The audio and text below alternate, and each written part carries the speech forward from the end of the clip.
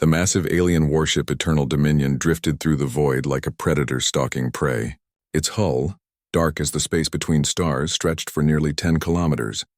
Admiral Zektar of the Galactic Council stood before the bridge's main viewing screen, his forearms crossed behind his back as he studied the sensor readings. "Sir, we're detecting unusual energy signatures from the outer rim," reported Lieutenant Vexil, her tentacles dancing across the control interface. "The patterns don't match any known technology in our databases." Zektar's mandibles clicked with amusement. After 3,000 years of absolute dominance, the Galactic Council had cataloged every species, every technology, every possible threat in their domain. Nothing existed that they didn't know about or control.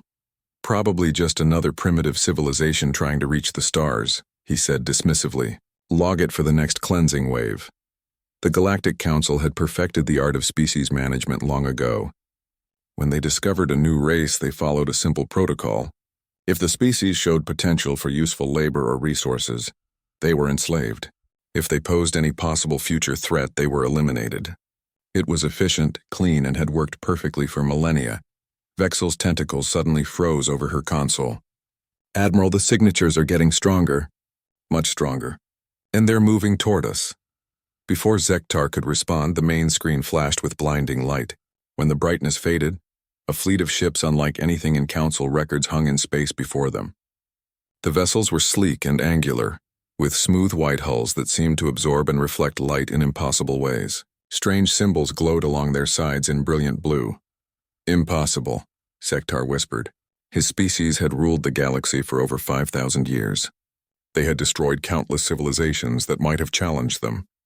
There should be nothing left that could surprise them. A communication signal pierced through their shields as if they weren't there. The main screen flickered and a figure appeared. It was bipedal, with pale skin, strange fur covering its head, and small forward-facing eyes. But those eyes burned with an intensity that made Zektar's blood run cold. "Greetings, Galactic Council," the figure said in perfect Council standard. "I am Admiral Sarah Chen of the Human Colonial Fleet. I believe we have some unfinished business to discuss." The bridge fell silent. Every officer turned to stare at their admiral, waiting for orders. But Zektar's mind reeled with confusion and growing fear. Humans. That name triggered something in the deepest archives of Council memory. A minor species from a small blue world. They had been wiped out 3 millennia ago for showing too much technological promise. "You're extinct," Zektar finally managed to say. "We sterilized your entire system. Your planet is nothing but dead rock and poison atmosphere." Admiral Chen's expression didn't change. "You destroyed our homeworld, yes. You killed 12 billion innocent people. But you made one crucial mistake, Admiral. You assumed that was all of us." The human fleet spread out in perfect formation around the Council ship. Zektar counted at least 50 vessels, each one radiating power signatures that his sensors couldn't properly measure. How was this possible? How had humans not only survived, but developed technology that seemed beyond Council understanding? 3,000 years ago, you sent your fleets to Earth thinking you were ending a potential threat," Chen continued. "You were right about the threat part. You were just wrong about ending it." Zektar's communication officer looked up with panic in all 4 of his eyes. "Sir, they're jamming our transmissions." "We can't contact the Council fleet. How many ships do you have?" Zektar demanded, though he wasn't sure he wanted to know the answer. Chen smiled, and somehow that expression was more terrifying than any threat. "Enough. We've had 3 millennia to prepare, Admiral. 3,000 years of growth, innovation, and most importantly, motivation. Do you know what humans are capable of when you give them 3,000 years and an entire galaxy to hide in while they plan their revenge?" The Eternal Dominion shuddered as energy readings spiked around the human fleet. Whatever weapons they possessed, they were charging them now. Zektar's tactical officer began calling out shield frequencies and defensive positions, but the Admiral barely heard him. His mind was racing through calculations, trying to understand how this was possible. The Galactic Council had always been thorough in their exterminations. They would scan entire systems, hunt down every ship, every colony, every possible survivor. How had humans escaped their notice? How had they hidden an entire civilization for 3,000 years? "You want to know how we survived?" Chen said, as if reading his thoughts. "The answer is simple. We learned from you. We learned that the galaxy is not a place for the weak or the trusting. We learned that to survive, we had to become something you never expected us to become. The human admiral gestured, and one of her ships moved closer. As it approached, Zektar could see details that made his stomach clench with fear. The hull wasn't just smooth white metal. It was covered in names. Billions of names etched in letters so small they could barely be seen. Every human who had died when Earth burned. "We carry our dead with us, Admiral," Chen said softly. "Every name, every face, every life you stole. They're all here, witnesses to what we've become. And what we've become is very, very good at ending civilizations that deserve to end." Zektar's ship weapons powered up, but his tactical officer shook his head grimly. "Sir, their shields are holding steady at 100% despite our full scan attempts. Our weapon systems can't even get target locks. It's like they're not really there." The human fleet continued to surround them, silent and patient as death itself. Admiral Chen studied Zektar with those strange, small eyes, and he realized that this was not going to be a battle. This was going to be a judgment.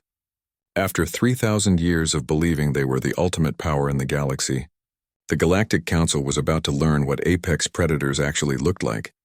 "The question now," Chen said, "is whether you want to die with some dignity, or if you'd prefer to run back to your masters and tell them that humanity has returned.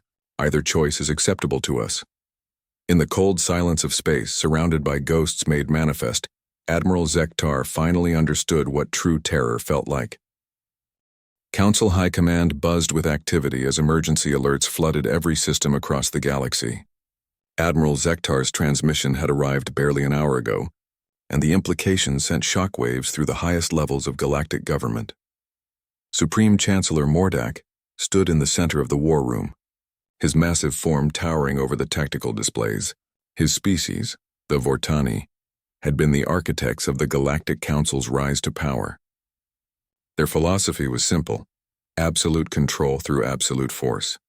For 5,000 years it had never failed. "Play the transmission again," Mordak commanded, his voice rumbling through the chamber like distant thunder. The holographic display activated, showing Admiral Zektar's terrified face. Behind him, his bridge was in chaos, alien officers scrambling at their stations while warning lights bathed everything in red. "High Command, this is Admiral Zektar of the Eternal Dominion. We have encountered hostile forces claiming to be human survivors from the Earth-cleansing operation 3 millennia ago. Their technology appears to be beyond our current capabilities. They have destroyed 6 escort vessels and disabled our main weapons array. I am transmitting all sensor data now." The transmission cut to static, then to images that made every officer in the war room go silent, ships that seemed to bend light around themselves, weapons that fired streams of contained stars, and through it all that human admiral's face calm and patient as a stone. "Impossible," General Caxel muttered, his serpentine head swaying back and forth. "We monitored Earth for decades before the cleansing.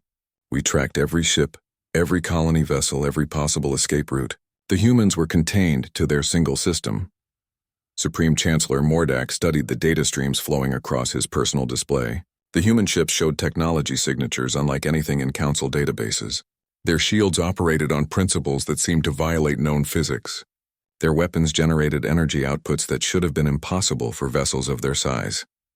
"Director Yulan," Mordak addressed the Council's chief intelligence officer, "what do our archives tell us about human capability during their final years?" The small insectoid alien scuttled forward on 6 legs, data tablets clutched in her clawed hands. "According to our records, humans showed rapid technological advancement in their final century. They had begun experimenting with faster-than-light travel, artificial intelligence, and genetic enhancement. However, our projections showed they were still several hundred years from developing anything that could threaten Council supremacy."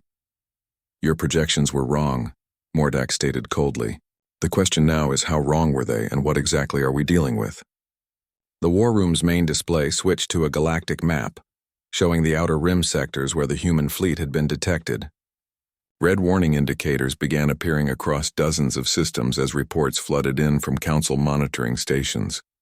"Sir," Communications Officer Pexit announced, "we're receiving distress calls from 17 different sectors. Council forces are reporting contact with unknown vessels matching the human fleet signatures." General Caxel's head snapped up. 17 sectors? How is that possible? They would need hundreds of ships to attack that many positions simultaneously. The answer came in the form of intercepted communications from Council fleets across the galaxy. One by one, the reports painted a picture that challenged everything they thought they knew about warfare and logistics. Sector 7. Alpha. Human forces engaged. Count approximately 30 vessels. Technology unknown. Requesting immediate reinforcement. Sector 12 Gamma. Multiple human fleets detected. They knew our patrol routes, knew our shield frequencies. How is this possible? Sector 23 Beta. They're not trying to destroy us. They're studying us, recording everything. Sir, I think this is reconnaissance. Supreme Chancellor Mordak felt something he hadn't experienced in over 2,000 years. Uncertainty. The human fleet wasn't just powerful, it was massive, and it was organized in a way that suggested they had been planning this moment for a very long time. Director Yulan, I need you to access the deepest archives. Find me everything about the Earth cleansing operation. Every ship destroyed, every colony eliminated, every human life accounted for. I want to know exactly how they survived. While the intelligence director worked, more reports arrived. The human fleets weren't attacking randomly. They were targeting specific council installations, supply depots, communications hubs, training facilities. It was a coordinated campaign designed to blind and weaken the council's ability to respond. Sir, General Caxel said, studying the tactical displays. This isn't a revenge attack. This is the opening move of a conquest. They're dismantling our infrastructure piece by piece. The realization hit the war room like a physical blow. For 3,000 years, the Galactic Council had been the aggressor. They had wiped out civilizations, enslaved species, and reshaped the galaxy according to their will. They had never faced an enemy that could match their organizational capability and strategic thinking. Director Yulan returned with data files that made her mandibles click with distress. Chancellor, I found the records from the Earth cleansing. There are discrepancies, significant discrepancies. Explain. Our forces reported destroying 347 human vessels during the operation. However, according to human communication intercepts from that time, they had launched 891 colony ships in the decades leading up to the cleansing. We can only account for 203 of those ships. The silence in the war room was deafening. General Caxel was the first to speak, his voice barely a whisper. 688 ships. 688 colony ships with thousands of humans each, loose in the galaxy for 3,000 years. That's not the worst part, Director Yulan continued. According to the archives, humans had already developed self-replicating manufacturing technology. If their colony ships carried that capability, Supreme Chancellor Mordak completed the thought. They could have built entire fleets, entire civilizations, and we never knew because we stopped looking for them. A new transmission arrived, this one broadcast on all council frequencies simultaneously. Admiral Chen appeared on the main display, but now she wasn't speaking from a ship's bridge. She stood in what appeared to be a vast manufacturing facility, with massive construction bays stretching into the distance behind her. Ships were being built at a rate that seemed impossible. Supreme Chancellor Mordak, she said, addressing him directly. I know you're watching. I know you're trying to understand how this is possible. The answer is quite simple. While you spent 3,000 years convinced you had won, we spent 3,000 years learning how to make you pay for what you did. The human admiral gestured to the construction facility around her. This is just one of our shipyards. We have hundreds like it, scattered across the galaxy, each one building the tools we need to take back everything you stole from the species you've destroyed. Mordak's massive hands clenched into fists. How many ships do you have? Admiral Chen smiled, and that expression promised terrible things. Enough to make you understand that the age of the Galactic Council is over. But don't worry, Chancellor. We're not going to make the same mistake you did. We're not going to exterminate you quickly. We're going to dismantle your empire piece by piece, species by species, until you understand exactly what it feels like to watch everything you care about burn. The transmission ended, leaving the war room in stunned silence. Outside, the first human fleets were already moving toward the Council's core systems, and 3,000 years of absolute power was about to come to a very sudden end. The mining colony of Kethavara had operated without incident for over 800 years. Located on the outer rim of Council space, it processed rare minerals essential for advanced shield technology. 10,000 alien workers labored in its underground tunnels, their lives regulated by council overseers who viewed them as nothing more than biological machinery. Overseer Brachtel received the first warning at 600 hours local time. His security sensors detected multiple ships approaching from deep space, but their signatures didn't match any known council vessel types. He assumed it was a routine supply convoy running with malfunctioning identification transponders. He was drinking his morning stimulant when the human fleet dropped out of hyperspace directly above the colony. 60 ships materialized in perfect formation, their white hulls gleaming against the red giant star that illuminated the system. Brachtel's coffee mug shattered against the floor as he scrambled for the emergency communication array. "This is Mining Station Kethvara, to any council forces," he broadcast on all frequencies. "We are under attack by unknown hostiles, requesting immediate assistance." The response came not from Council Command, but from the human fleet itself. The main display in Brachtel's control room activated without his permission, showing a human female in military uniform. Her rank insignia was unfamiliar, but the authority in her voice was unmistakable. "Overseer Brachtel," she said, clearly reading from detailed intelligence files. "I am Captain Maria Santos of the Human Liberation Fleet. You have 30 minutes to evacuate all Council personnel from this facility." "You have no right to make demands here," Brachtel snarled, his tusks flashing. "This is Sovereign Council territory protected under galactic law." Captain Santos tilted her head slightly as if genuinely puzzled. "Galactic law? You mean the law that says any species showing technological promise should be sterilized? The law that allows the enslavement of sentient beings based on their level of development? That galactic law?" Brachtel's mandibles clicked nervously. The humans weren't supposed to exist. The Council had killed them all 3,000 years ago, yet here they stood, somehow having developed technology that made their ships appear and disappear at will. 29 minutes, Santos continued calmly. "I suggest you use them wisely. In the mining tunnels far below, something extraordinary was happening. The enslaved workers had heard the transmission, and word was spreading through the underground chambers like wildfire. Humans had returned. The species that the Council had tried to erase completely was back, and they were challenging the authority that had kept these aliens in chains for centuries. Jektai, a member of the reptilian Escarath species, dropped his mining tools and looked up through the tunnel shaft toward the surface. His people had been enslaved for over 400 years, their homeworld strip-mined until it became uninhabitable. The Council had told them it was for the greater good of galactic stability. "Is it true?" his tunnel partner Vorkin whispered. "Are the humans really back?" Before Jektai could answer, the mining facility's speakers crackled to life. But instead of Overseer Brachtel's harsh commands, a new voice spoke in perfect Scrath language. "People of Kethvara," the voice said, "this is Admiral Chen of the Human Colonial Fleet. We know you have suffered under Council rule for generations. We know your children have never seen sunlight, and that your elders have died in these tunnels without ever being free. Today that changes.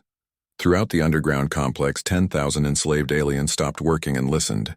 The voice continued in dozens of different languages, speaking to each species in their native tongue. "We are here to liberate this facility and return you to your homeworlds, or to new colonies of your choosing. The Galactic Council told you that humans were extinct, that resistance was impossible. They were wrong on both counts." Above ground, Overseer Brachtel watched his instruments with growing panic. The human ships had deployed some kind of scanning technology that was penetrating deep into the planet's crust.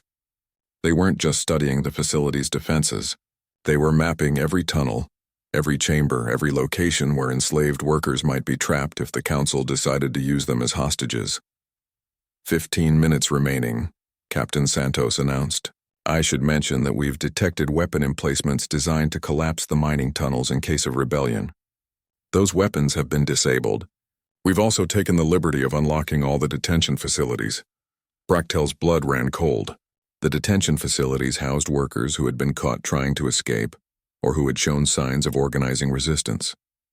If those prisoners were released, they would surely incite the others to rebellion. "You don't understand," he said desperately. "The Council will send fleets. Massive fleets. You cannot hope to stand against the full might of our military." Santos smiled sadly. "Overseer, the Council's fleets are currently busy defending their core worlds from simultaneous attacks across 17 sectors. It seems humans are quite good at multitasking when properly motivated. As if to emphasize the point, Brachtel's long-range sensors detected explosions in nearby star systems. Council supply depots and military installations were going dark one by one, their distress signals cut short by weapons that seemed to tear through their defenses like paper. 5 minutes, Santos warned. After that, anyone remaining in the facility will be considered a hostile occupant of enslaved territory. The decision was made for Brachtel when his own security forces began laying down their weapons. The alien guards, mostly members of species that had been conquered but offered the choice of serving the Council rather than being enslaved, had heard the human broadcasts. They were remembering their own people's suffering, their own lost homeworlds. All Council personnel to the evacuation shuttles, Brachtel announced over the facility's communication system. This is not a retreat. This is a tactical withdrawal for reassessment. But as he and his staff boarded the shuttles, he could see through the facility windows that it was much more than a tactical withdrawal. It was the beginning of the end. The human ships had deployed smaller vessels that were landing throughout the complex. But they weren't invasion craft. They were transport ships, medical vessels, and what appeared to be mobile manufacturing units. The humans weren't just liberating the enslaved workers. They were preparing to help them rebuild their lives. As Brachtel's shuttle lifted off, he watched through the rear viewport as 10,000 enslaved beings emerged from the underground tunnels for the first time in their lives. Some fell to their knees when they saw the open sky. Others wept at the sight of the human ships hanging in space above them like silver angels. Captain Santos appeared on his shuttle's communication screen one final time. Overseer Brachtel, when you report back to your superiors, make sure you tell them something important. What you witnessed today wasn't an invasion, it was a rescue operation, and we have a lot more rescues planned. The shuttle's engines engaged, carrying the Council forces away from Kethvara. Behind them, the human liberation fleet began the complex process of undoing centuries of enslavement and oppression. But more importantly, they were sending a message that would spread throughout the galaxy. The humans had returned, and they were keeping a promise made 3,000 years ago to every species that had suffered under Council rule. The age of liberation had begun. The Galactic Council's greatest fortress had never been breached. Nexus Prime, located at the heart of Council space, served as both their military headquarters and the symbolic center of their empire. Its shields had been designed to withstand the combined firepower of 1,000 ships. Its weapons could sterilize entire fleets in minutes. Today it was under siege by an enemy that had been dead for 3 millennia. Supreme Chancellor Mordak stood in the fortress's command center, surrounded by holographic displays showing the deteriorating situation across the galaxy. In the past 72 hours, the humans had liberated 400 enslaved colonies, destroyed 6 major fleet bases, and captured enough Council equipment to reverse engineer their most advanced technologies. Status report, Mordak demanded. General Caxel's serpentine form coiled nervously as he delivered the news. We've lost contact with the entire Outer Rim. Sectors 7 through 23 are now under human control.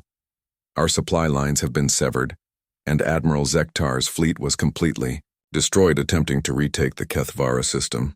Director Yulin scuttled forward with additional intelligence. Chancellor, we've identified the human command structure. They're not operating as a single fleet. They've divided into what they call liberation battle groups, each one targeting specific types of Council installations. One group focuses on freeing enslaved populations. Another targets military assets. A third seems dedicated to capturing our technology and resources. How many battle groups? Mordak asked, though he suspected he didn't want to know the answer. At least 30 that we can confirm. Possibly more. Sir, they're fighting this war like they've had 3,000 years to study our tactics and prepare countermeasures. Because they have. The fortress's outer perimeter alarms began screaming. Through the massive transparasteel windows, Mordak could see space itself beginning to ripple and distort. The human fleet was arriving, but not through any form of faster-than-light travel that Council science understood. Ships began materializing out of what appeared to be folded space. First dozens, then hundreds, then thousands. The human fleet surrounding Nexus Prime grew until it blotted out the stars. But what made Mordak's blood freeze was the composition of that fleet. The ships weren't all human designs. Mixed in with the sleek white vessels were craft from dozens of species that the Council had enslaved or destroyed over the millennia. Somehow, impossibly, the humans had not only survived but had gathered survivors from across the galaxy into a coalition that defied everything the Council thought they knew about galactic politics. "Open a communication channel," Mordak ordered. Admiral Chen's face appeared on the main display, but now she stood on what was clearly the bridge of a massive command vessel. Behind her, Mordak could see beings from species that should have been extinct. Eskarath engineers, Veltani scientists, Krexal warriors. All working together under human leadership. "Supreme Chancellor," Chen said formally. "I trust you can see our fleet positioning. We have Nexus Prime surrounded with 4,000 vessels, representing 47 species that your empire has wronged over the past 5 millennia. We're here to discuss terms." "Terms?" Mordak's voice rumbled with outrage. "You are criminals, terrorists. The Council will never negotiate with extinct species." Admiral Chen's expression didn't change. "Chancellor, I need you to understand something. The Galactic Council as an institution ended the moment we decided to come home. What we're offering you is the chance to manage the transition with some dignity." A new display activated, showing real-time footage from across the galaxy. Human and allied forces weren't just winning battles. They were implementing an entirely new governmental structure. Former slave colonies were being organized into independent systems. Council worlds that surrendered peacefully were being allowed to maintain their populations under new leadership. Resistance was being met with overwhelming but precise force. "We're not here for conquest," Chen continued. "We're here for justice. 3,000 years of systematic oppression, slavery, and genocide is ending today. The question is whether you want it to end with your species intact or extinct." General Caxel slithered closer to his commander. "Sir, they're not bluffing. Our intelligence indicates they've been building this coalition for over 1,000 years.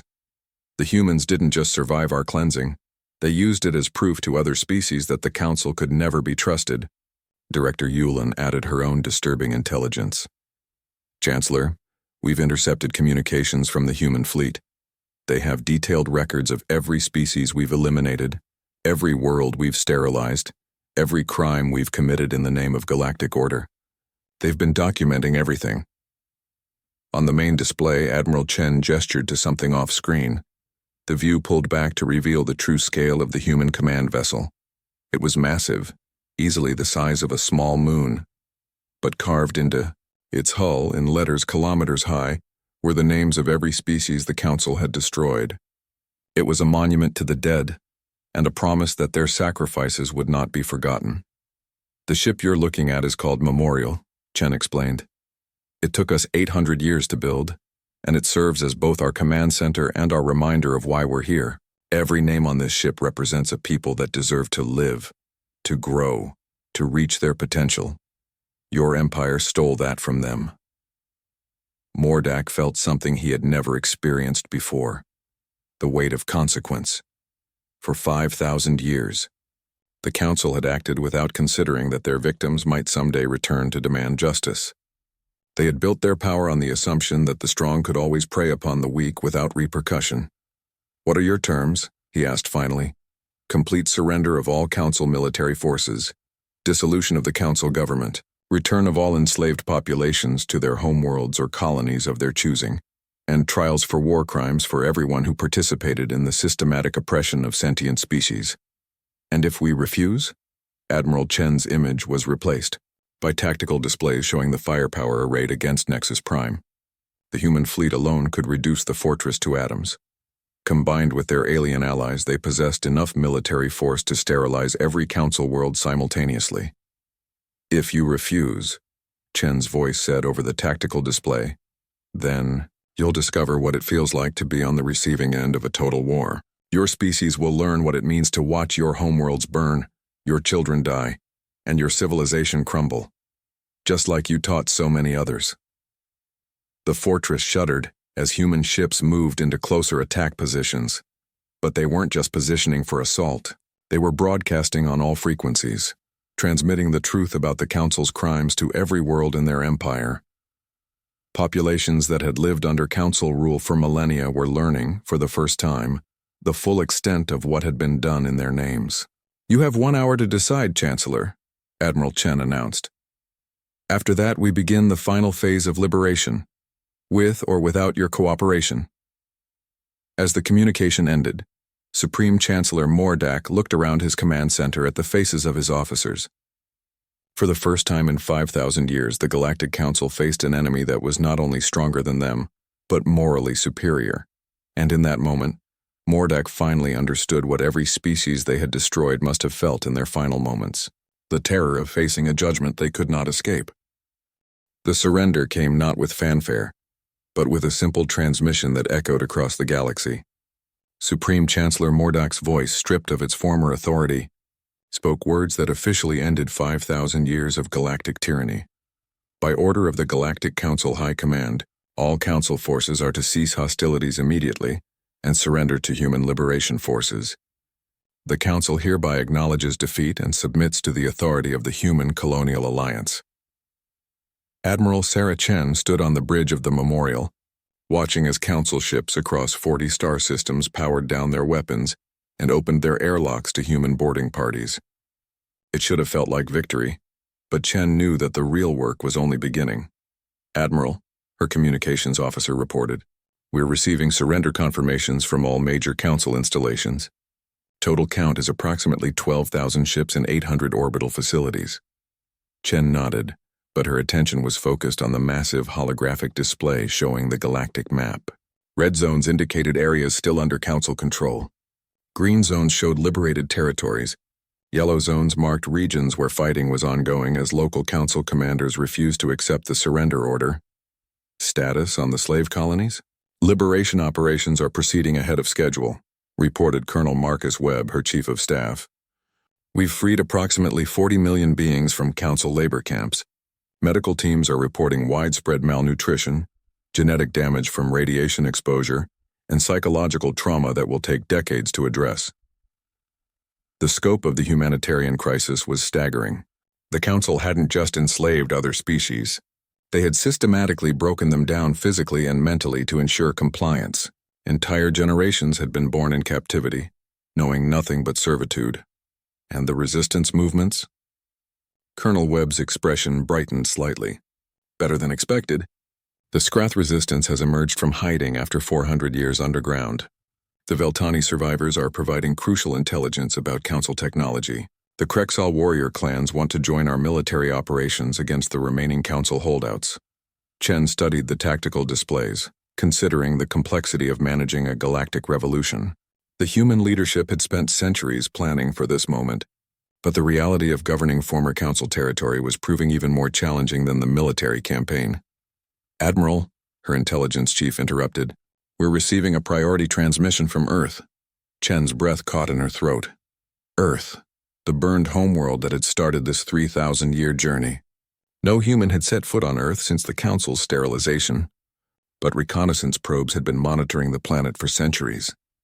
The main display activated, showing a figure that made Chen's heart race. Dr. Elizabeth Morrison, director of the Earth Restoration Project, stood in what appeared to be a pressurized habitat on the planet's surface. Behind her, through transparent walls, the charred landscape of humanity's birth world stretched to the horizon.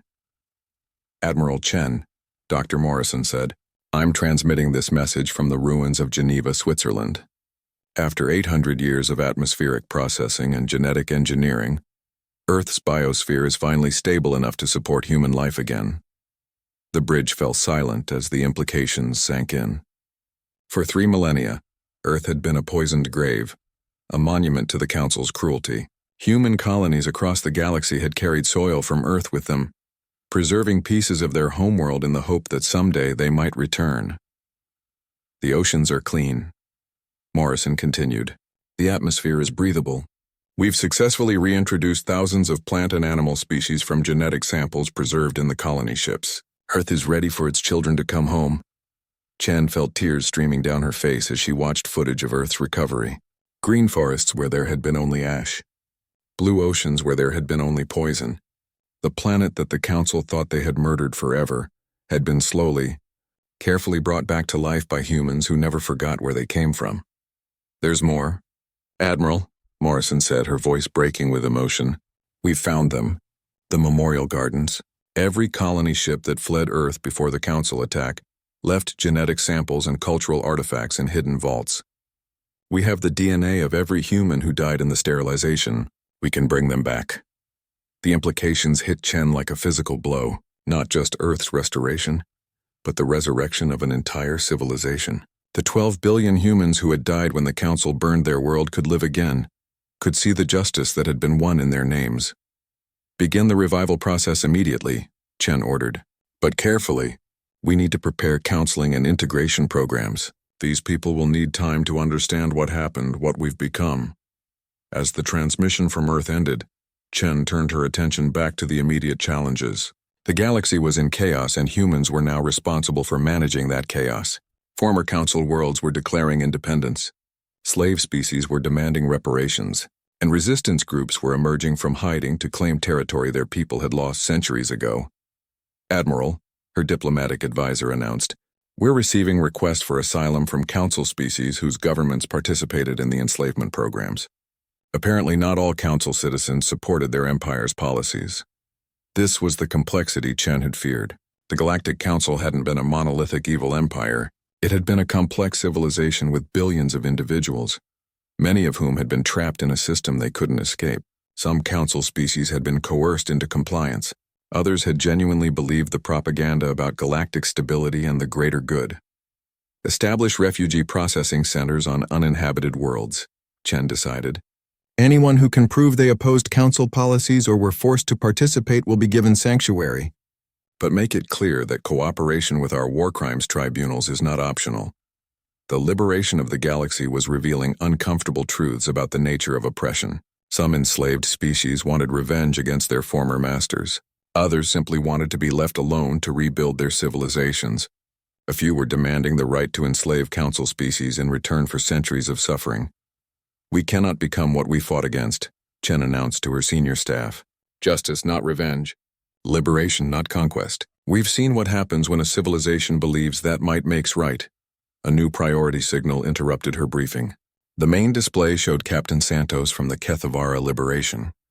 But now she was transmitting from a massive construction facility in deep space. "Admiral, we've completed the first phase of Project Homecoming. The orbital shipyards around Earth are operational. We're beginning construction of colony ships for the liberated species who want to return to their ancestral homeworlds." Chen studied the construction data streaming across her displays. Hundreds of massive vessels designed not for war but for rebuilding. Each ship contained everything needed to restore a dead civilization. Genetic banks, cultural archives, manufacturing equipment, and most importantly, hope. How long until the first ships are ready for deployment? 6 months for the Scrath homeworld restoration.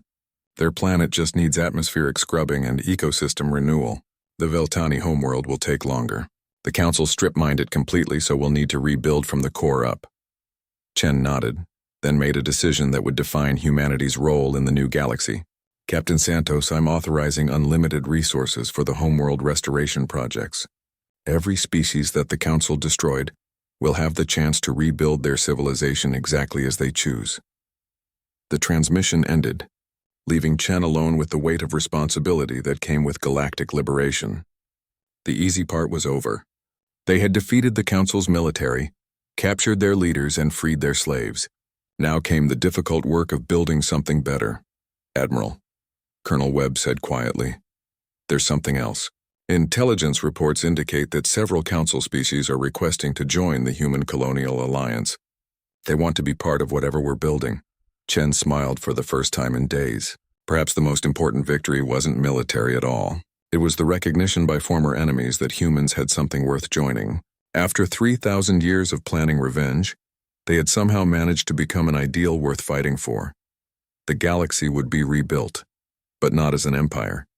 It would become something new, something that honored both justice and mercy, and at its heart would be a simple human principle that the Council had never understood: that the strong had a responsibility to protect the weak, not exploit them.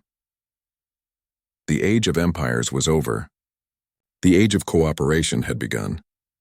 5 years had passed since the fall of the Galactic Council, and the galaxy barely resembled its former self. Where once there had been an empire built on oppression and fear, now there was a confederation of free worlds united by shared principles of cooperation and mutual defense. Admiral Sarah Chen stood in the Memorial Garden on Earth, surrounded by representatives from 47 species that had joined the Galactic Liberation Alliance. Today marked the 5th anniversary of liberation, but more importantly, it marked the completion of humanity's greatest project, the resurrection of the dead. Before her stretched a vast field where 12 billion humans who had died in the Council's sterilization were taking their first steps in a restored world.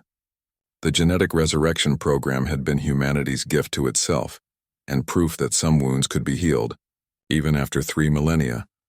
Admiral Chen, said Ambassador Jektai of the Eskrath Confederation, his reptilian features showing the deep respect that had developed between their species. My people have asked me to express our gratitude once again. The restoration of our homeworld exceeded every dream we dared to have during 400 years of slavery. Chen nodded, watching as children who had died 3,000 years ago played in gardens that hadn't existed when the Council ruled the galaxy. The Resurrection Project had been controversial even among humans. Some argued that the dead should remain dead. Others worried about the psychological trauma of bringing people back to a galaxy they no longer recognized. But the results had been extraordinary. The resurrected humans had adapted to their new reality with remarkable resilience. They brought with them knowledge and perspectives from before the Council's rise to power, reminding everyone of what the galaxy had lost during 5 millennia of oppression. The tribunal verdicts came in this morning, reported Colonel Marcus Webb, approaching through the garden paths. Supreme Chancellor Mordak and the Council leadership have been found guilty of genocide and crimes against sentient life. The sentences range from life imprisonment to supervised rehabilitation. Chen had insisted on trials rather than executions, despite pressure from some liberated species who wanted blood for blood. The human leadership had learned from the Council's mistakes. Justice had to be about more than revenge if the new galactic order was going to survive. What about the rehabilitation programs for former Council species? Remarkable progress, Webb continued. The Vortani have established truth and reconciliation committees on their homeworlds. The younger generations are embracing the new democratic systems. There's still resistance among some older populations, but it's peaceful resistance channeled through legitimate political processes. The transformation hadn't been easy. Some worlds had experienced civil wars as populations struggled with the collapse of everything they had known. Others had fallen into chaos as different factions competed for power. But the Alliance had been patient, offering aid without forcing compliance, supporting democratic movements without imposing human values. Admiral, interrupted Dr. Morrison, who had become Earth's chief administrator during the Restoration Project. We have a situation developing in the core systems. It's not hostile, but it's unusual. The main communication display activated, showing a massive gathering of ships in space near the former Council capital. But these weren't military vessels. They were pilgrimage ships, carrying beings from across the galaxy who wanted to see the place where the liberation had begun. There are over 10,000 ships out there, Morrison explained. Representatives from every liberated species, every freed slave population, every world that joined the Alliance. They want to establish a permanent memorial to commemorate the end of the Council era. Chen studied the images of the gathering fleet. Ships from dozens of species hung in space together, their crews working cooperatively to design something that had never existed before. A monument to freedom, built by those who had won it together. There's more, Morrison continued. They want you to speak at the dedication ceremony. All of you. The entire human leadership that planned and executed the liberation. The request hit Chen harder than she had expected. For 3,000 years, humans had worked in secret, planning and preparing for this moment. They had become myths, legends whispered among enslaved populations who hoped that someday someone would come to save them. Now they were being asked to step out of the shadows permanently and accept the responsibility of leadership in the new galaxy. There's something else you should know, Webb added quietly. Intelligence reports indicate that several previously unknown species have emerged from hiding in deep space. They've been watching our war against the Council, and they want to make contact now that it's safe. The galaxy was revealing that the Council's reign had been even more destructive than anyone had imagined. Entire civilizations had fled to the void rather than face enslavement or destruction. They had survived in generation ships and hidden colonies, waiting for the day when it would be safe to reclaim their place among the stars. How many? Chen asked. At least 12 species that we can confirm. Possibly more. They've been living in exile for thousands of years, some since before the Council even rose to power. They represent some of the oldest civilizations in the galaxy. Chen felt the weight of history settling around her shoulders. The liberation hadn't just freed the slaves and toppled a tyrant. It had made the galaxy safe for civilizations that had been hiding for millennia, waiting for someone to prove that cooperation was stronger than conquest. "Admiral," said a new voice. Chen turned to see a young human woman approaching, one of the recently resurrected. Her name was Dr. Sarah Kim, and she had died defending Earth's last research station 3,000 years ago. "Dr. Kim, how are you adjusting?" "It's overwhelming," the young scientist admitted, "but also miraculous. When I died, I believed humanity's story was ending. Instead, you wrote the greatest chapter in our history. You kept every promise we made to the people we couldn't save." Kim gestured to the memorial garden around them, where humans from across history mingled with aliens from across the galaxy, all of them free to pursue their dreams without fear of Council oppression. "But I wanted to tell you something important," Kim continued. "The data archives we preserved before the Council attack. They contained more than just human genetic information. We had samples from every species we had made contact with, cultural records from civilizations that the Council destroyed before we ever met them." The implications made Chen's breath catch in her throat. Not just human resurrection, but the potential restoration of entire species that had been lost to Council genocide. "How many species?" "We're still cataloging the archives, but at least 30 that we can confirm. Complete genetic databases, cultural histories, even personality matrices for key individuals. If the Alliance approves the project, we could bring back civilizations that have been extinct for thousands of years." Chen looked out over the memorial garden, watching as the impossible became routine. Children who had died millennia ago played with aliens whose species had been slaves until last week. Former enemies worked together to build monuments to freedom.